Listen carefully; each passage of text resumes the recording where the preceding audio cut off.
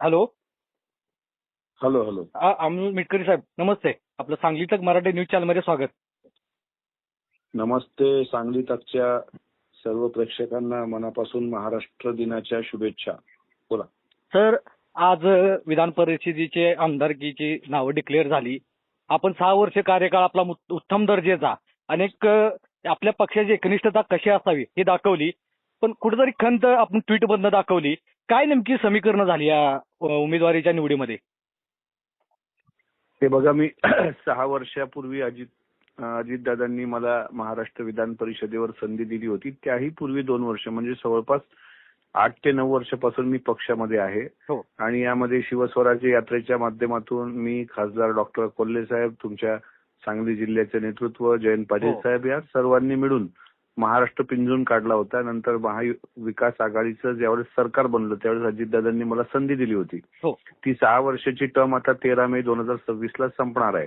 अगदी. आणि दुर्दैवानं 28 जानेवारीला अजितदादांच्या विमानाचा अपघात झाला आणि 29 पासून साधारणपणे आतापर्यंत महाराष्ट्र अजूनही दादांच्या आठवणीत हळहळतोय.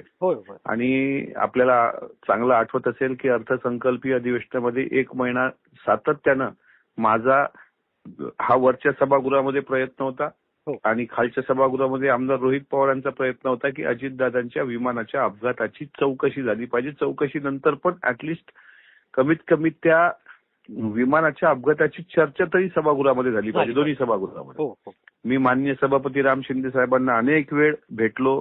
तिथं स्थगनचा प्रस्ताव आम्ही विरोधी पक्षातले शशिकांत शिंदे साहेबांनी मांडला, जे तुमच्या सांगली जिल्ह्याचेच नेते आहेत. आम्हाला काही त्याच्यामध्ये यश आलं नाही, पण हा 1 महिना सातत्यानं मांडलं. त्याच वेळेस बऱ्याच गोष्टी लक्षात आल्या. मला हे माहित होतं की आपली टर्म संपल्यानंतर कदाचित आपल्याला ती परत भेटणार नाही, पण दादाचा लढा तर लढला पाहिजे, कारण त्या देव माणसामुळेच आज मी विधान परिषदेवर गेलो किंवा मला ती संधी मिळाली.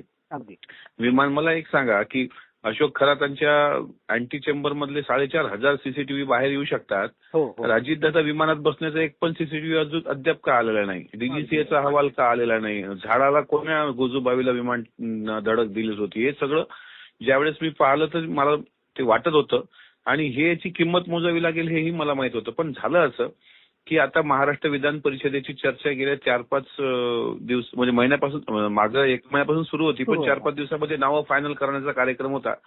मला अपेक्षा नव्हतीच परत आमदार केलं पाहिजे पक्षाने किंवा मला जबाबदारी दिली पाहिजे. मी त्याच्यापेक्षा माझ्यापेक्षा चांगले कॅपेबल लोक पक्षामध्ये आहेत. पण आता यामध्ये काय झालं की आता सुनेत्रा वहिनी राष्ट्रीय अध्यक्ष आहेत, पारदादा राज्यसभेवर गेले, तर आमच्या पक्षाचे अनेक कोर कमिटीचे नेते. पण आता हा निर्णय घेताना मला एकदा दादा असते आज हयात तर त्यांनी विचारलं तरी असतं किंवा म्हटलं असतं की तुम्हाला आता यावेळेस आम्ही थांबवतोय, तुम्हाला एक संधी दिली, पण आता थोडी दुसऱ्याला आपण संधी देऊया, तुम्ही पक्षासाठी काम करा किंवा तुम्हाला पक्षात अशी काहीतरी आम्ही चांगली संधी देऊ किंवा थांबा, असं काहीतरी. पण यावेळेस दुर्दैवानं तसं काही झालं नाही. थेट म्हणजे मला अपेक्षा, मी माझी कामं केली माझ्या प्रामाणिकपणे 6 वर्षामध्ये. जे काही विधान परिषदेसाठी मला पक्षासाठी करता आलं, शिवशाहू फुले आंबेडकर विचारासाठी करता आलं, ते प्रामाणिकपणे केलं. अजितदादाचा लढा पण प्रामाणिकपणे पुढे नेला. आता खंत या गोष्टीची वाटते की ज्या पक्षात 9 वर्ष काम केलं त्या पक्षात ही उमेदवारी देत असताना, कारण ही जागा माझीच आहे खाली झालेली, माझ्या जागेवरच आता झिशान सिद्दीकी साहेबांना तिथे उमेदवार दिला गेला, म्हणजे आमदार केला गेला. तर मग तिथं साधारणपणे अल्पसंख्याक समाजाला आपण न्याय देऊ असं जरी म्हटलं असतं तरी आम्हाला त्याच्यात काही वाईट वाटलं, मला नसतं वाटलं. पण फक्त खंत एक वाटते, खंत आमदारकी गेल्याची अजिबात नाही. अशा हजारो आमदारक्या येतील जातील, भविष्यात खूप वेगवेगळ्या संधी येतील. अजितदादांच्या चरणावर ह्या आमदारक्या मला फिक्या वाटतात. पण मी जर त्या पक्षाचा एक गरीब कार्यकर्ता, सामान्य कार्यकर्ता असेल तर मला पक्षातल्या लोकांनी एकदा विश्वासात घ्यायला पाहिजे होतं आणि सांगायला पाहिजे होतं की आता थोडंसं थांबा लागेल. मी एका सेकंदात अॅग्री झालो असतो. ते न झाल्यामुळे मला त्याचं वाईट वाटलं आणि म्हणून मी अमोल मिटकरी यांना साईडलाईन केलं जातंय का आता पक्षात? नाही, आता अलीकडच्या काळात जर तुम्ही बघितलं त्याच्यामध्ये मुख्य प्रवक्ता पद माझ्याकडे होतं, ते पद काढलं गेलं पक्षाकडून. प्रवक्ता पद होतं, ते पण पद काढलं गेलं. प्रतोद होतो मी विधान परिषदेचं, ते पद काढलं गेलं. त्याच्यानंतर मी स्टार प्रचारकाच्या यादीमध्ये होतो, त्यातूनही काढलं गेलं होतं. मग दादांनी मला परत त्या यादीमध्ये टाकलं होतं. आणि आता पक्षाचा मी सरचिटणीस पण होतो राज्याच्या, ते पण पद आता माझ्याकडे आहे की नाही मला माहित नाही, कारण पक्षाच्या मिटिंगचं कुठंच मला निमंत्रण नसतं. आणि मग आता तर ही 13 मेची विधान परिषदेची टर्म संपली की मग पुढं मात्र काम कोण्या अधिकारात करायचं तो प्रश्न माझ्या पुढे आहे की पक्षात माझं काम आहे की नाही, माझी गरज आहे की नाही, माझी आवश्यकता आहे की नाही.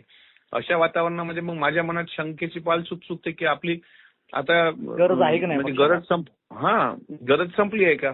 बरोबर. जर गरज संपली असेल तर एकदा तसं मला सांगितलं तरी काही हरकत नाही, मी शांत राहतो ना. आम्ही काही निष्ठा बदलणारी माणसं नाही, काय कुठं वेगळा निर्णय घेणारी माणसं नाही. आम्ही दादांसाठी लढा मी दिला असेल आणि त्याचे परिणाम भोगावे लागत असतील तर मी 1000 वेळा परिणाम भोगेल, पण अजितदादांचा आज जर अजितदादा असते तर अमोल मिटकरींवर ही वेळ आली असती का? काय वाटते का अमोल मिटकरी त्यांचे सच्चे कार्यकर्ते आहेत, त्यांना काय वाटते? अजितदादा जर आज असते तर कमीत कमी बोलवून घेतलं असतं मुंबईला आणि सांगितलं असतं की अरे तुला आता या वेळेस देता येणार नाही, शांत बस, पुढच्या वेळेस विचार करू, आम्ही यांचा विचार केलेला आहे. बस तितकंच कार्यकर्ता म्हणून अपेक्षित असतं प्रत्येकाला.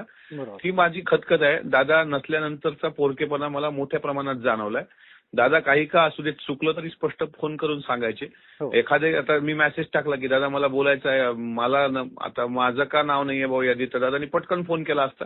आता तुला एकदा संधी दिली ना, आता काय परत नाही, आता परत दुसऱ्याला संधी. हे दादा स्पष्ट बोलणारे होते, पण ती त्रुटी मला जाणवते, ती कमी जाणवते. आणि मग दादाच्या सगळ्या गोष्टीला फाईट करताना जर हे असं होत असेल तर हे कार्यकर्त्यांनी मग कसं काम करायचं. म्हणजे मी जाऊ द्या, मी समजा एक आमदार आहे किंवा माझी आमदार आहे असं समजूया, पण मग सामान्य कार्यकर्त्याला काय, त्यांनी काय करावं, त्यांनी कोणाकडे व्यथा मांडावी. म्हणून आता पत्रकारांच्या माध्यमातून, सोशल मीडियाच्या माध्यमातून मी माझं ते दुःख व्यक्त केलं. अमोल मिटकरी यांची पुढची राजकीय कसं असणार आहे रस्ता? कारण आता इथनं पुढे जर आता तुमचे तर गुरु नाही आहेत तुमच्या बरोबर आता, त्यामुळे कशी असणार आहे त्यांची राजकीय वाटचाल, कशी असणार आहे अमोल मिटकरींची? माझं म्हणणं असं आहे की जिशान सिद्दीकींना माझी 2 विनंती आहेत. तुम्ही आमदार झालात, वरच्या सभागृहामध्ये मी जो आवाज उठवला होता त्याला 1च महिना भेटला. आता त्यांनी अजितदादांच्या विमान अपघाताचा मुद्दा मांडावा, सोबतच त्यांच्या वडिलांची जी हत्या केली गेली जिशान बाबा सिद्दीकी साहेबांची, त्यांचा पण मुद्दा, त्यांचं पण मृत्यूचं गूढ राहिलंय. आज 1.5 वर्ष झालंय त्या गोष्टीला, ते 18 महिने झाले. त्यांनी त्यांच्या वडिलांचा आवाज उठवायचा आणि ते म्हणतात ना आम्ही गोरगरिबांचा आवाज उठवतो, नक्कीच उठवा, पण दादांचा विमानाचा घातपात आहे का अपघात आहे ते, आणि बाबा सिद्दीकींचं. राहिला प्रश्न अमोल मिटकरी पुढे काय करणार, तर आता अमोल मिटकरी महाराष्ट्रभर अजितदादांच्या विमानाचा घातपात होता, अपघात होता, तो अपघात घडवून आणला होता का, त्या खरात बाबाचे कोण कोण भक्त होते, त्यांना बारामतीमधून कोणाकोणाची मदत झाली, वशीकरणाच्या पूजा कशा केल्या गेल्या, ईशान्येश्वर मंदिरातल्या करंगळ्या कोणी कापल्या, रक्ताचे अभिषेक कोणी केले, ट्रान्झॅक्शन खरात बाबाच्या अकाउंटवर जे रोहित पवार म्हणतात की 29 जानेवारीला 25 लाख रुपये ट्रान्झॅक्शन झालं, ते कुठून झालं, या सगळ्या गोष्टीचा तपास घेण्यासाठी आता माझी पुढची लढाई असेल. मी जर अजितदादाला माझा नेता मानतो, त्या अन्नदात्यामुळे जर मला आज 2 घास सुखानं खायला भेटत असतील तर त्या माणसाचं असं जाणं आम्हाला वेदना देणार आहे. अजितदादांच्या विमान अपघाताचा शोध लावणं, त्याची किती मोठी किंमत मोजावी लागली, उद्या कदाचित साईडलाईनही केलं तरी मात्र अजितदादाचा कार्यकर्ता हे पद तर मला माझ्याकडून कोणी काढणार नाही. माझ्याकडून बाकीची पदं तुम्ही सगळी काढून घेतली असतील, पण अजितदादाचा कार्यकर्ता म्हणजे उद्या मरून पडलो ना तर म्हटलं पाहिजे का माझी आमदार नाही पण दादाचा कार्यकर्ता मेला. तर ती लढाई माझी आता खऱ्या अर्थानं महाराष्ट्रावर मी आता त्याचा उठाव करणार.